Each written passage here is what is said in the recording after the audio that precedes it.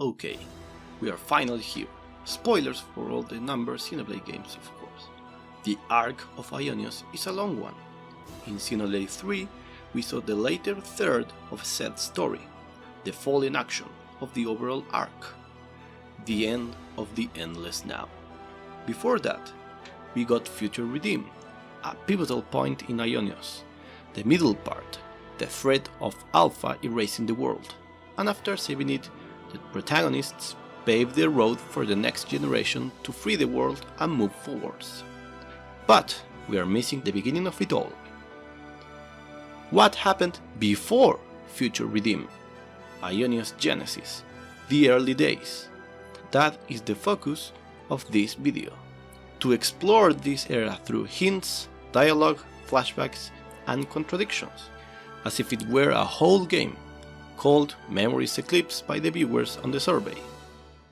The main themes being the control of memories, erasure of history and the past, the Veiled Sword, MOEBIUS rising into power, the journey of N and M, the Queens, Z at its peak before losing agency and being restrained in the theater after Alpha, and then A sees part of Origin, and the eclipse overall symbolizes knowledge and evolution.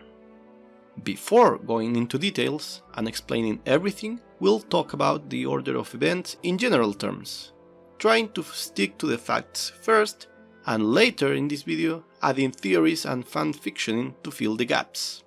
So, the story order of Aionios, according to my research, is as follows.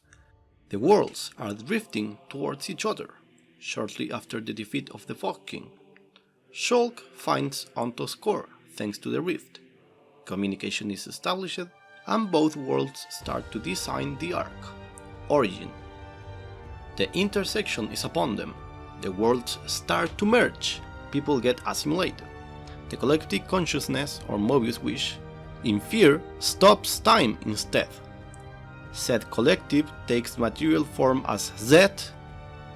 Z eventually creates two avatars, Y and X, in that order, to better manage Aionios, but no consuls yet. Y creates the flame clocks and X the colony system and culture. Mobius, akin to Alpha, decide that the past should be discarded. But saying the present is all we need. People assimilated in Origin is born as soldiers, no memories of their past lives, a clean state. The Queens retreat and together work on both the Uroboros stone and Sword of Origin, out of Origin metal, and their access keys to Origin, or Origin admin rights. Noah and Mio and other soldiers are freed by unknown forces, turned into the first Uroboros. Noah is granted the Sword of Origin, and neither Melia nor Rex can be present here, as they haven't met Noah and Mio respectively. First major battle against Mobius, a major defeat. The sword born from the Mobius corrupted Origin can't defeat Set. Noah and company are defeated and put back into the cycle, while Noah and Mio are also put back but turn into blue modes. New incarnation. After a tough journey of unknown objectives, Noah has nightmares about their past defeat. It is time for the final battle against Mobius, the Siege of Origin. They reach the core chamber but fail again. Note that the Theater of Life doesn't exist yet. Another freed incarnation later, Noah and Mio abandon their mission out of either fear of dying or worse, of winning and being separated forever. Right after getting the next Uroboros stone, they run away and either die here or get severely ill. Later on, Gondor is born and raised. Back at the early city base, built over time through several incarnations by Noah and Mio and other freed soldiers, Noah and the sword are nowhere to be found. Being informed of their betrayal, with less members and no Sword of the End, Melia creates a new one, but purifies it from the Mobius wish, with dearly important people, probably cloud stored in Origin. Lucky 7 is born. Riku is tasked with finding someone capable of wielding it, but Uroboros is too weak to stand against a crucial sudden attack from Mobius, ending in Melia's capture. Seeing this, Nia runs away to prevent them from getting the other key, goes into hiding, producing more Uroboros stones, but not sleeping yet. With Melia's capture and her key at their disposition, Zed can access the memories stored in Origin. Thus, the Theater of Life is born. Zed can now create Consuls. There is a massive battle against MOEBIUS, where Matthew's parents, so Gondor already had a kid and grandkids, die here. At the same time, or around the same time, Ontos core awakes. Alpha appears in the world. Shulk, Rex, and Zed form a truce to fight this major threat for everyone. Alpha is suppressed in Origin for a while. Zed loses most of its agency and power in the world, confined in the theater. If this were a DLC, this would be the main final boss. The rest would be an ending cutscene or an impossible to lose fight against Nile with N, similar to Gord's final fight in Torna. Anyways, the compact is formed. No fighting until matters are resolved. 15 years later, Ontos core appears before Nile, who resonates with his wish for leaving the old world behind and save her people. Alpha gathers the people of the city to fuel himself and depart with Origin. Zed, still confined in Origin's core chamber, awakes the wielder of the Sword of Origin, Noah. Zed convinces Noah to join his ranks as MOEBIUS, granting him power and eternity to destroy the people of the city, which Alpha needs to depart, preventing the destruction of the world, in exchange for reviving Mio as MOEBIUS. N, along with Gondor, frees A from Alpha on accident. Mio sees the city in ruins, in despair, losing hope, later attempting to cease to be, but unable to. The Queen of Agnus meets her again, giving her a mission and the key to awake her when the time is right, along with hinting at both M and N eventually meeting their true selves. She knows something, or is behind it? M's rebellion begins as she works undercover to slow down MOEBIUS. The homecoming is born. End credits.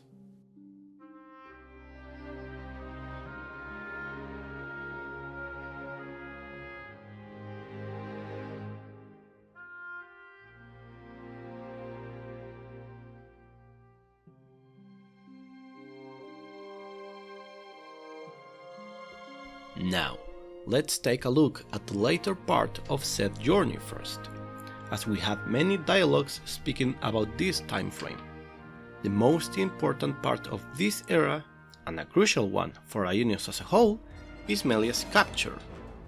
We know that Melia's key was needed to access the memories in Origin. In that cutscene, they showed us that only then consuls were created. Makes sense, as Zed tortured them psychologically with their memories. We've seen that those who unlived themselves, like Chris or Shania, plus those who didn't die naturally, like Joran or Dirk, became MOEBIUS, as well as those who died in a homecoming, yellow motes. But that is a topic for another day. But in short terms, yellow motes means outside the cycle or circulation, but I don't think it means gone from Origin, as city people are recorded this way, even Shulk, Rex and A. Before Melia's capture, there were no consuls, just X and Y, scraps and commanders. Before her capture though, we need her to make Lucky 7, a new sword of the end. But Noah didn't receive that one, so he wasn't there. I wonder why. And returning to the Origin Metal Stored in Souls topic, these dearly important people to Melia stored in Lucky 7, which is made of Origin metal, could be shown as Melia linking or summoning said souls that are trapped within Origin, like Pyramithra. Probably Rhine, Dunban, Sharla, Kino, Nene, Tyrea, and Ricky, who would eventually die apparently due to his monument or gravestone in Aionios. A new lucky 7 with dearly important people to counter the Moebius wish that is present in the collective consciousness and origin metal? The black one was kept by Noah, it was tied to him. It wouldn't make sense for the prior Noah to have the black sword if Lucky 7 was made back then, so it's later, just before her capture. Maybe Melia's last gift? Anyways, Uroboros lost, couldn't defend her, so she was captured, and Nia escaped after this. With Melia captured and Nia on the run, Moebius harnessed the opportunity to add fake queens to their culture to increase submission and credibility. The city people obviously knows that the queen was captured and the current ones are fake. We know that the homecoming was improvised by M and Chris 1,000 years before the main game's 7th chapter. Before that, soldiers were just executed by hand and returned home, aka Origin. Despite a general misconception, Glimmer does indeed mention the term homecoming, so it already exists in Future Redeem. So that scene with M, V and Chris happened between Future Redeem and M's resurrection, which is weird as she was resurrected just after the destruction of the city, some months before Future Redeem, and Glimmer is near her 9th term. The soldiers near Chris and M accepted the new religion fast, so either the conditioning is fast, as returning home is a vague term and the two versions are compatible, or she referred to the execution homecoming. Anyways, M was devastated after the destruction of the city, went to that cliff and met the queen, who gave her a mission. If we add up all the dates and years we have so far, Aionios has, first, between 30 and 28 years of early Uroboros failing, and finally, Noah and Mio deserting. Then we have Melia's capture, then 70 years of Gondor's life, in which we have many battles against consuls. Gondor was between 20 to 25 years when his kid was born, and 45 years when his grandchild Matthew was born, 55 when Matthew's parents died. Matthew was 10 around here. Then those 15 years of peace until his tragic death. Immediately after, M was born, which in her sadness met the queen and then with Chris, making the homecoming some months later. And finally, 1,000 years after the invention of the homecoming, we have the events of Chapter 7 and the eventual end of Aionios and the Endless Now. 3 months before that, the events of base Xenoblade 3 game begin. So, Aionios was around 1,098 years since time stopped. Anyways, the city people recollect having to fight Moebius in plural, not just scraps, which is a separate term. They classify them as Moebius scraps. So consuls existed when Matthew's parents fought and died. It was the final battle against Moebius. This part is the blurriest of all Aionios. It's hard to know exactly what and when.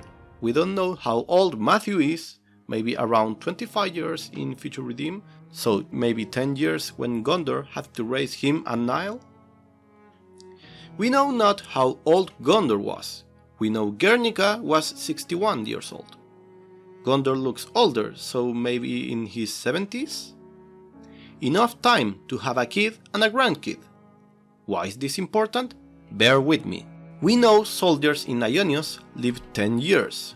They are born as 10-year-olds, and they reach their 10th term like 20-year-olds. Noah and Mio had Gondor, who looked around 2 to 3 years when Mio died, and around 4 maybe when Noah died. So Gondor lived in the old city for around 66 years, and was around 55 when the final battle against Moebius occurred, in which Alpha appeared and the compact was made. Of course, the city people didn't know. We need Melia to be captured. After that, we have Set at its peak, until whenever Alpha showed up and restrained him forever. I don't think Melia was captured during the compact years, as Zed, unlike other consuls, was a man of his word, and was severely nerfed, weakened, confined in the theater as Alpha seized Origin. He wouldn't send N to capture Melia, as he needs Melia's key to make consuls to begin with, and Melia never met Noah in person until chapter 7 of the base game, although N had some hatred towards her. We know there was a Uroboros stone in the city when Gondor was there, the one he studied, very likely to be the one that Noah and Mio found in the snowy area before deserting. By the way, that snowy area may be this frozen land over here just after the Black Mountains, or under Aionios' wing, as the regions in cutscenes tend to be consistent with the ones in-game. Anyways, Gondor never mentioned the queens, so I guess his arrival to the old city was after or shortly after Melia's capture, as both queens were gone.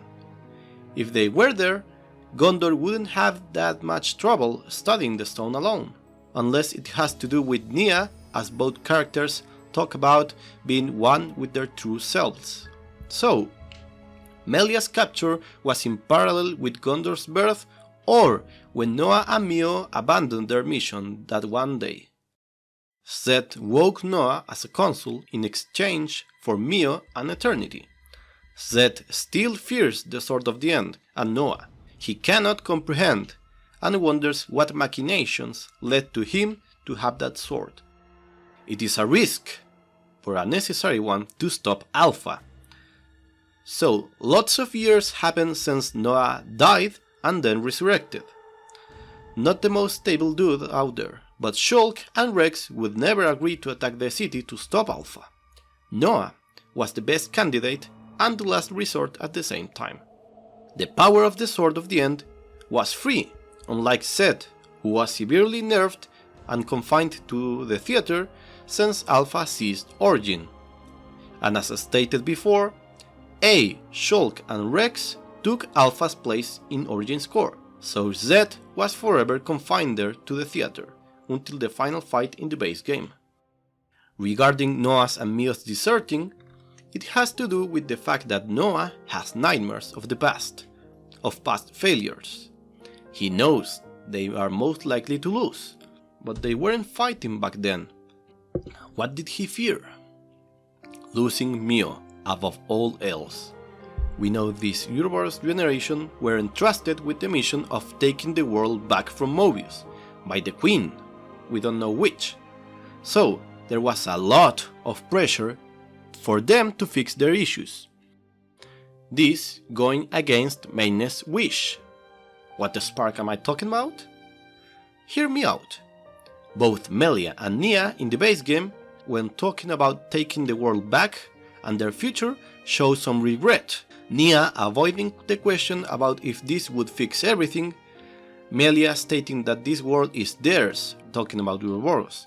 It is their choice, and in post-game, Nia tells them that the worlds would split, but they would have a future. These ideas are similar to what Maineth entrusted Melia and company in Xenoblade 1, and one of the main themes of the saga, to which Xenoblade 3 is the thematic conclusion. Maineth said to Klaus that although they are their creators, this world and its future belongs to them, to the new generations. So I guess they show repentance for the pressure they put in those kids to fix the world no matter what, separating the world, with no guarantees whatsoever. So the queens now, in the base game, have Maineth's role of leaving the world to the next generation, just as they were entrusted with it once. Somehow, Noah, and probably Mio, as she still followed him, found out, and feared to be separated. They wanted to be together, feeling the MOEBIUS wish within them. Okay, having talked about that, let's go to the beginning. We could have an intro with Onto's core showing up, some shots of Shulk, and Rex collecting materials from Meconis and the remains of the World Tree in their respective world. Some shots of the blueprints of Origin, etc. But that doesn't matter too much. Let's delve into Aionios. Origin assimilates most of the people instantly, creating the amalgamation known as the MOEBIUS wish. This collective consciousness makes the choice of having the world in a cycle, to freeze everything, the endless now. Nobody wanted to die. Others wish for another chance in life, thus arriving at the conclusion of the terms and the flow. Eventually taking form as Z, early Z was not as powerful as Big Z, but wasn't restrained to Origin like the base game Z, as we see him doing the dirty work by himself. Flame clocks didn't exist until Y was made, so I guess early Aionios battles were one massive battle from time to time in presence of Origin, which would absorb all the life force as some kind of watching god, a field of sacrifice, especially with a face. Z cannot access the memories stored in Origin yet, but he can block them, as soldiers have nightmares, which were considered as glitches. We don't know if soldiers were in a blank state from the very beginning. Did Z use other means before the idea of making culture around war? We don't know. Maybe a cleaning with MOEBIUS scraps like Telephias? Then, make humans balance the amount of positive and negative life by themselves. Maybe turning it into a battle royale later for amusement? But seeing the soldiers yearning for commodities and the past, decided then to discard the past, and thus blocking all of the memories and the erasure of history by Z and X? All of this was speculation, of course. Speculation, of course. Melia and Nia retreat to old installations and technology, specifically the city-like technology, as we've seen that the city outfits and lefnices come from Xenoblade 1's world, and said uniforms and ships were present in battles against MOEBIUS, probably as the castles were hacked by MOEBIUS, so they worked together to create the Uroboros stone and the Sword of the End, two gimmicks regarding the fusion of wills to fight MOEBIUS, fire with fire. A prequel could also explain how the assimilation process occurred, giving us hints of how Origin metal stores souls due to the Ontos connections, explaining how Pyra and Mithra souls or essence is stored in it, how Nia can access the core through the stones and create Uroboros, how Matthew was able to summon the core. Eventually, to outsource its tasks, Z creates Y to manage life and then X to manage their purpose. In that order, Y created the flame clocks, which are an extension of himself, thus Pharaonises, and X the colonies, the erasure of history, the new culture. Makes sense for MOEBIUS to erase history, as, just like Alpha needed the people to discard the past to move forwards toward the future, MOEBIUS says the present is all we need. Just like Anakin and General Grievous, Shulk and Y cannot ever meet, as Shulk stated in Future Redeem he heard rumors. Similarly, Rex cannot meet Mio, as he said in Future Redeem that he knew the day he would meet his children as soldiers would come, when talking about Glimmer. Mio did meet Nia, as M recognized her as her queen. X created the colony culture and goals, but did she create Kebes and Agnus as well? Possibly. But what if she didn't? They could have stolen Kebes and Agnus and modified their culture, as Melia and Nia referred to themselves as indeed the queens of said nations. So they weren't fake names? If this is the case, Mechon and Artifice technology were used to create the lefnices and weaponize the castles, as Alcamoth was still as we remembered before Aionios. But eventually, MOEBIUS hijacked said castles and uniforms. aka cultural appropriation? Anyways, the Uroboros candidates are chosen. Noah received the Sword of the End. He resonated with it the most, I guess? And also, maybe because something I'll mention later. Keep in mind that Noah and Mio have term marks, so they were soldiers and later freed. Eventually, the first major battle against MOEBIUS, Zed personally ended off the Uroboros gang in the Everblight Plains, destroying their transport in front of a Kevesi engine or Hulk. That zone has been the spot of many battles, ending with the dry terrain we now know. So I guess early on it was full of grass and a river, due to the terrain characteristics. Maybe connected to Torrigoth, which was supposed to be in Isana, close to Kulei Lake according to early concept arts, before turning into Aionios Castle. We'll probably elaborate on this in a future geography video when I finish my Aionios models and castle models. A second incarnation of Noah and Mio is Freed. They have a long, undisclosed adventure, which would be a big part of this hypothetical expansion game. Eventually, they talk about the final battle against MOEBIUS, and in the next scene, they are seen in Origin's core chamber, so they were prepared to take back the world from MOEBIUS, but failed miserably. As said before, there is no theater of life, and not much MOEBIUS fog either. Maybe the MOEBIUS wish was still growing strong and wasn't as condensed as in the final battle of Xenoblade Chronicles 3? The room is not filled with fog. Important detail here. The Uroboros died as red motes, fueling Origin. These are the early Uroboros, not the base game city people that were descendant of fully realized Uroboros, hence not able to fuel the clocks. These early ones, however, they were able to. They could, and were too weak. But Noah and Mio, both in this and the previous incarnation, died in blue motes, just like in objects and husks. Blue motes are information more than life energy, like husks and consuls. They are being sent back to Origin. But why, from the very beginning, are they different? They are special even before becoming MOEBIUS. So, my theory is, as we talk about in the concept art analysis video at the very end, that Noah and Mio, who would eventually become the Golden and the Silver Consul, are linked to Origin, to the Golden and Silver phase, some sort of spirits of the world, male and female, Kevesi and Agnian. To better illustrate it, imagine something like being the contact of the Zohar in Xenogears. Origin assimilated them long ago.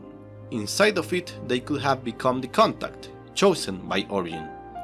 And Origin is an Ontos replica, which was the main administrator of the Trinity and the Conduit, and the Xenoblade equivalent of the Wave existence, which put Faye and Ellie in a cycle of reincarnation.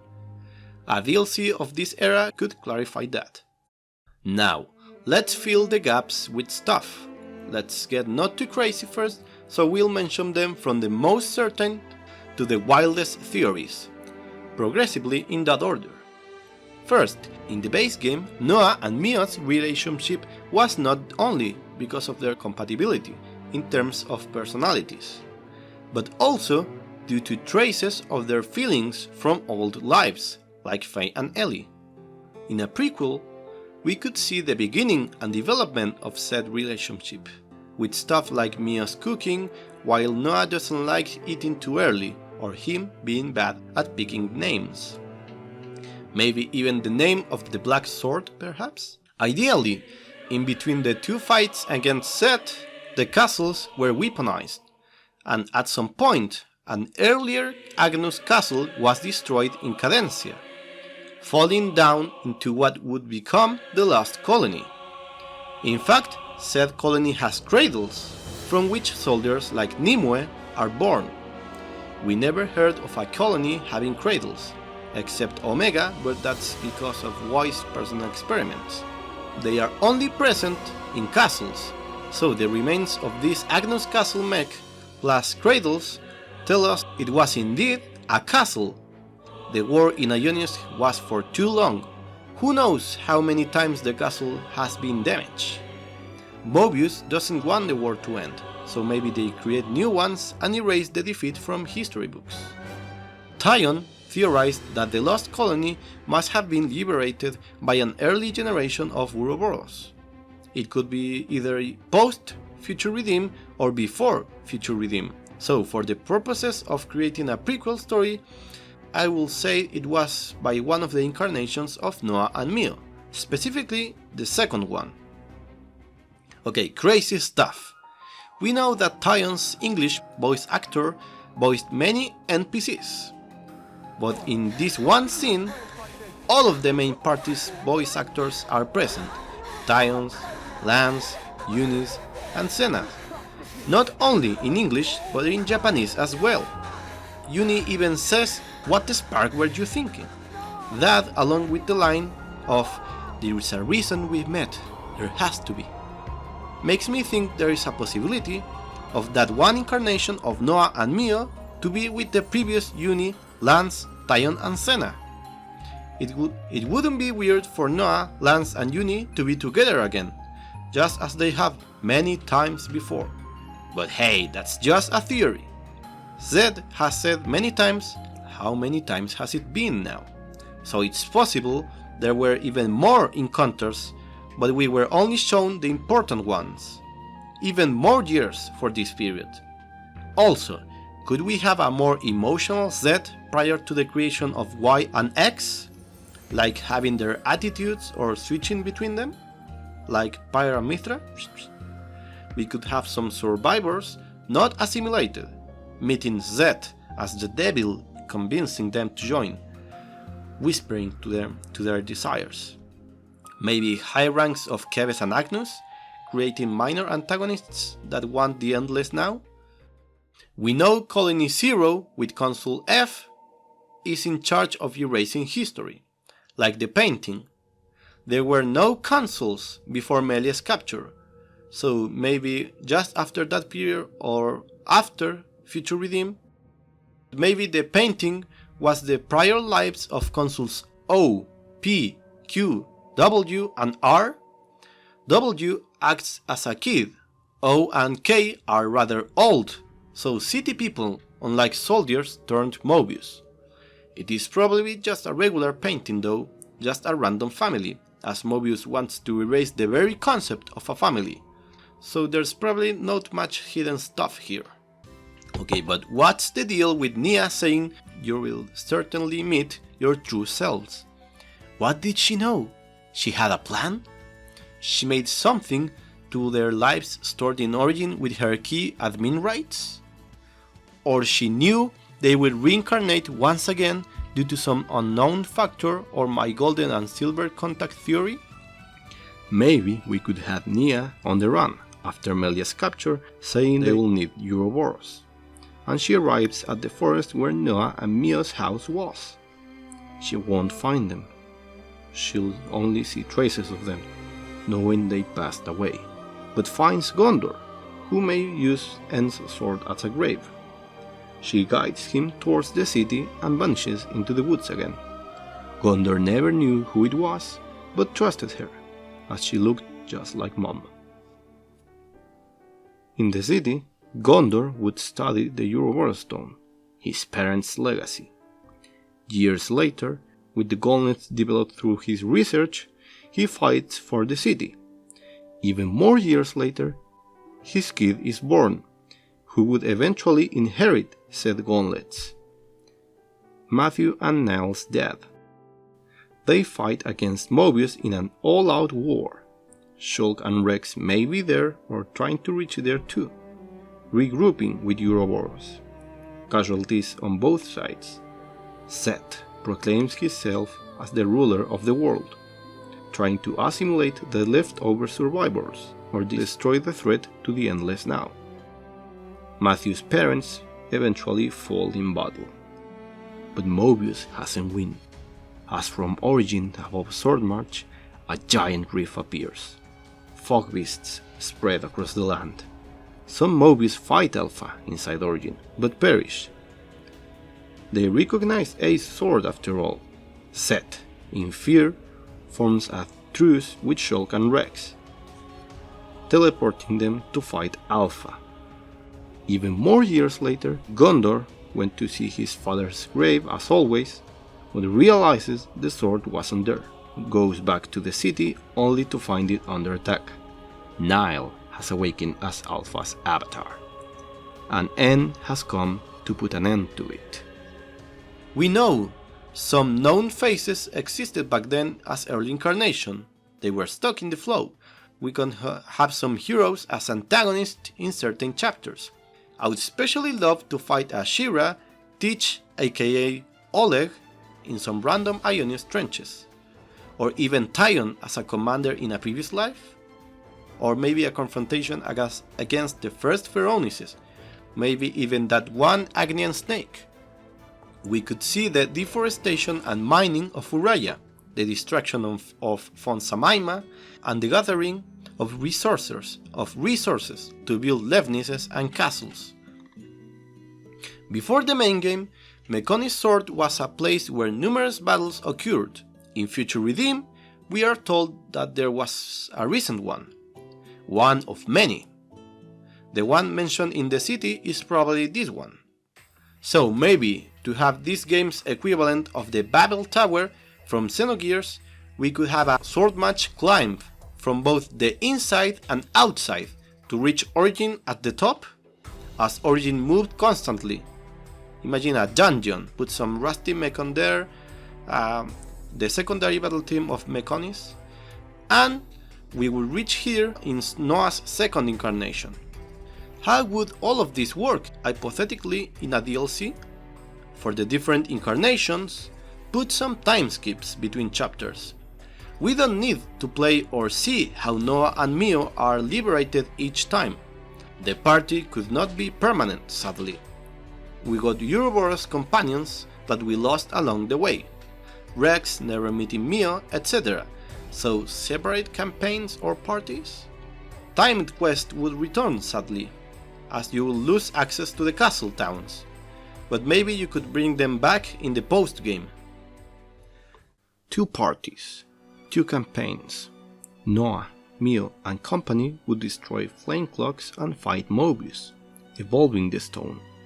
In their second incarnation, with the Uroboros gang at first, eventually climbing Sword March to reach Origin, and in the third incarnation, fighting against Tyon and Lance as commanders, convincing them and their lieutenants to join, explaining the state of the world, to search for the lost Uroboros stone before their desertion. Shulk, Rex, Melia, Nia, Riku, and maybe Ricky would travel around Aionios looking for Origin metal, leftovers from construction, to make their new swords, or empowering them to destroy flame clocks too. Shulk would leave his physical sword with Melia. Oh, and they will also be searching for Pneuma's core, or for Pneuma's location. The plan was that both parties would eventually regroup after they gained strength. The map? This will be elaborated more with some scale models to better explain my ideas, but basically a bigger Aionios. By analyzing the holes from Genbu, that most of the Saint Omnia map occurs in the first half of the shell. So in an earlier Aionios we could have Genbu's face just after the Black Mountains here. Add more shell holes in Saint Omnia, like an enclosed Saint Omnia with roof and light coming from it. If future redeem events occurred in the center of Aionios and the base game in the external circle of Aionios, this prequel would be in the inner circle between these two. Imagine smaller maps, not connected, but you can travel between them through story progression and the map, like in Xenoblade 2. Add the Bionis arm, as we have parts of Valak in the Black Mountains.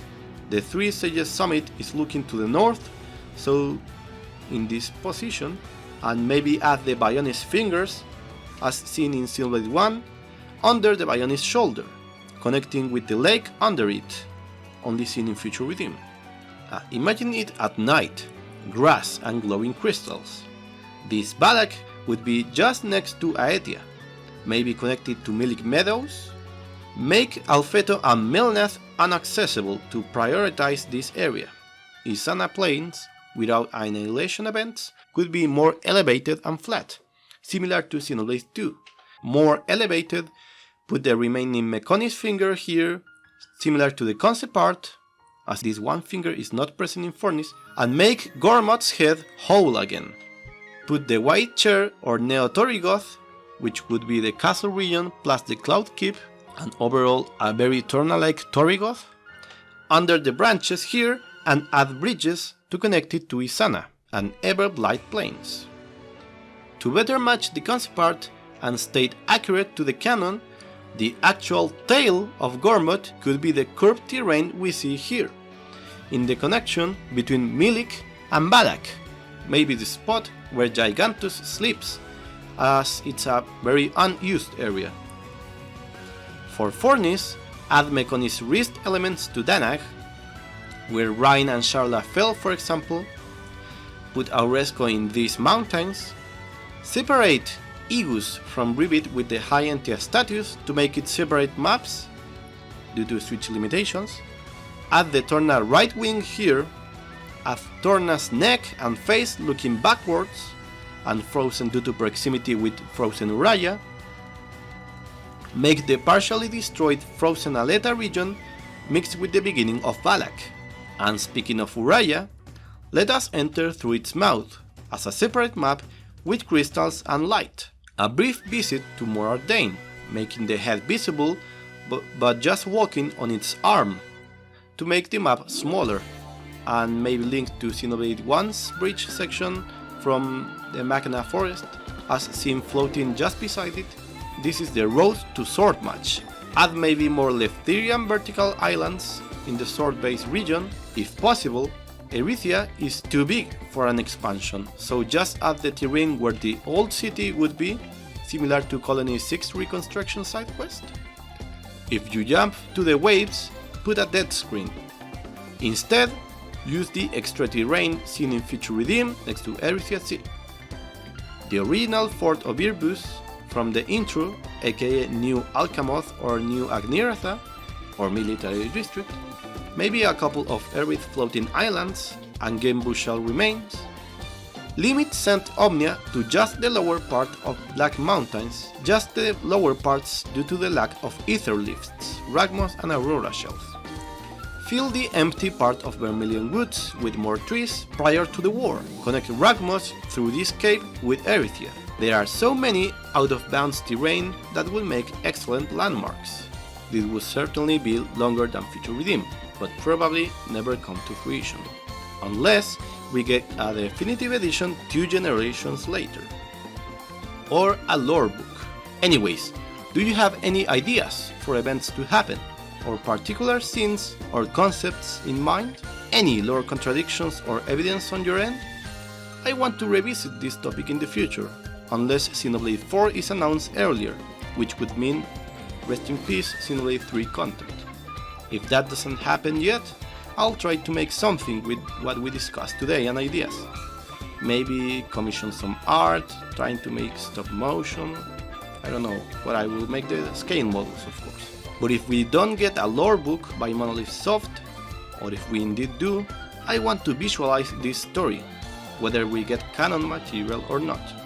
The past unveiled, the memories eclipsed. This truly has been the Wave 5. That was a long one. The next video, the last Future Redeem lore analysis video, is about what we'll see in Xenoblade 4. Don't miss it! So, if you enjoyed the content, please, I feel bad saying this, but like and subscribe. And please share. You have no idea how much it helps the channel. Your support matters. I used my thinking muscles for this one. Let us see how far the algorithm brings us this time by the end of the year. Anyways, that would be for today.